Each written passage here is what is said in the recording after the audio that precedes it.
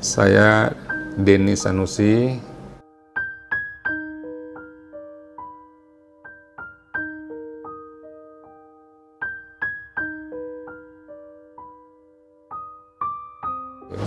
Secara singkat, kalau saya mau bicara bahwa kenapa saya akhirnya memilih Islam.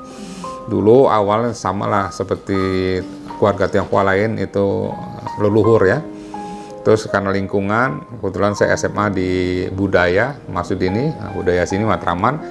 Nah itu kan Katolik, saya belajar Katolik dan akhirnya saya tertarik, dia dibaptis jadi Katolik. Baptisnya dulu Yohanes. Tapi terus memang namanya panggilan hati ya, nggak bisa dibohongi. Nurani saya tuh tetap gelisah gitu.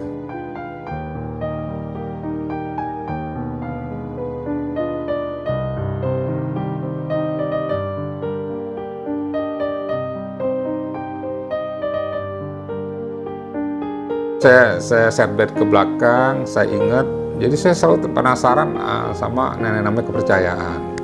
Saya ketemu sama orang, saya tanya, Bapak agamanya apa? Karena sini mayoritas hitam, saya Islam. Saya ke dokter, saya sakit, dok agamanya apa?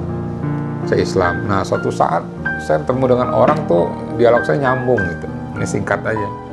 Nyambung, terus saya utarakan kegelisahan saya. Saya seorang Katolik, tapi kenapa saya malas ke gereja? Terus dia cuma bilang gini aja deh, berdoa. Oh, saya bilang saban hari saya berdoa, nggak kurang-kurang saya ke gereja.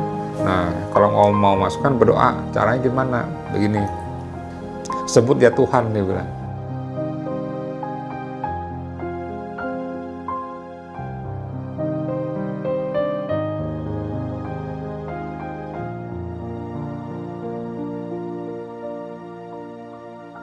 Dia kasih saya masukan, gini aja, kalau kamu minta mas saya berdoa, nah, sebelum tidur berdoa, sebut ya Tuhan, jangan ya Allah nih. Kalau ya Allah kan agama kamu, jangan ya Allah.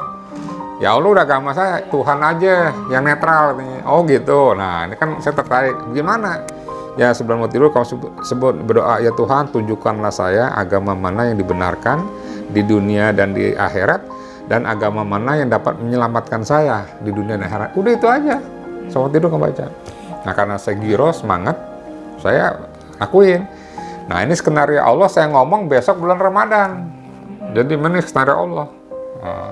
Nah saya bulan Islam, saya bulan tapi dorongan apa? Saya nggak paham. Saya ikut puasa waktu itu.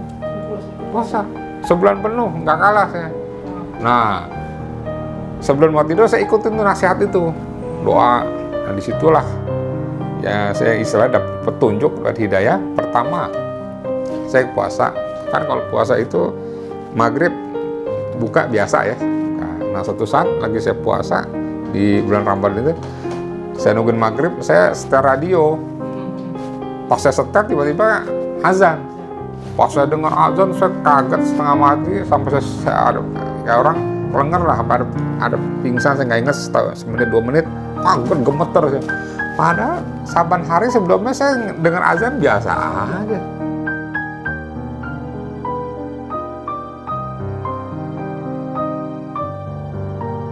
Saya kaget, kenapa ini kok begini?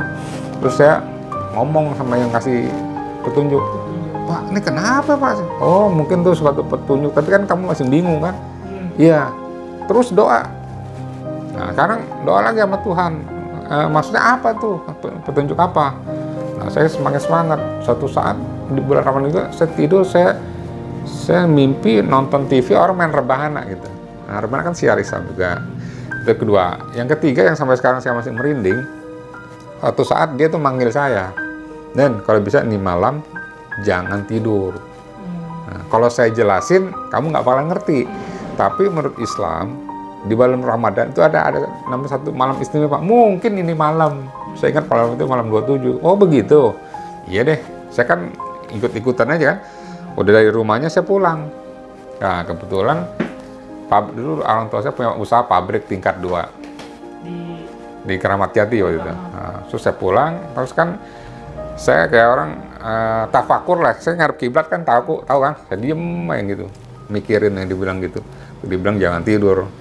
Nah, lagi saya mikirin begitu, tiba-tiba kira-kira jam, kan saya pulang kira jam 12, setengah 1. Kira-kira saya udah jam 1, setengah 2, saya lagi diem, saya nggak tahu bentuknya apa, tangan saya ada yang megang. Saya sadar banget. Nah, ini kalau dibilang gaib. Saya dituntun ke bawah, saya turun kan itu ada tangga. Nah, satu, saya buka wudhu yang biasa anak buah saya wudhu. Saya buka wudhunya, ya Allah, kawan wudhu biasa. Ini sampai begini nih. Kayak orang mungkin dosa-dosanya dikeluarin kalau semua, saya tangan, kaki, kayak dibersihin gitu. Saya ikutin aja. Terus udah selesai, saya naik lagi ke atas. Saya sholat 2 rakaat. Nah, udah kan? Udah selesai subuh, saya datang ke tempat yang ustadz itu. Pak, kok saya semalam ada kejadian gini-gini. Oh begitu, apa yang terjadi? Ya, saya ceritain, saya begini, gini. Nah, gini aja deh, wudhu itu simbol Islam. Sholat itu juga simbol Islam. Cuma, saya Islam, nggak mungkin saya ngajak kamu. Karena Islam itu bukan agama ajakan. Nah, kamu mikir aja deh sendiri. Dia bilang gitu kan. Wah, saya mikir, wah bener ya. Ternyata kejadian semalam itu membekas bener. Sudah selesai, berapa hari terus bulan Ramadan selesai, Idul Fitri, sehari apa 2 hari, sedangkan niat saya sendiri, saya langsung khitan. Langsung kuliah, waktu itu saya masih 19-20 deh. Agak mundur ke belakang, itu kan saat sholat, itu nggak ada niatan sholat, dan apakah sebelumnya Pak Denny sempat lihat orang Islam sholat, nah bacaannya gimana? Saya pas udah jadi Islam sendiri, blank, saya harus belajar lagi. Nggak ngerti. Saat itu bacaannya? Nggak ada yang dibaca, saya cuma gerak-gerak doang. Dan itu emang bukan keinginan? Bukan sama sekali. Betul. Wudhunya juga, sholatnya juga, itu gaib, semuanya gaib. Nah itulah sababnya itu, akhirnya saya bulat, saya hitam, Islam, terus saya belajar, saya ngaji, saya belajar. Nah pas saya belajar, malah itu, jadi temuin terbuka kebenaran Islam. Jadi doa saya itu, tunjukkan nama Allah, agama itu dibuktikan. Padahal sebelumnya nama etis Tionghoa ya, kan nama Islam dulu, saya nama Islam negatif semua. Kan itu saya ngalamin. Saat saya di Cina loh, ya kan? Makan babi sekalian, saya ngalamin, apa yang tertarik? Jadi dulu nih sebelum saya masuk Islam, saya lebih baik lihat kotoran daripada ngeliat Islam. Itu berarti ya dari kecil, dari SD itu? SD ya, itu oknum kan, yang melakukan itu kan. Ternyata salah, ajaran Islam itu luar biasa. Nah, sampai saya ngaji segala macam, saya menemukan kebenaran di agama Islam gitu.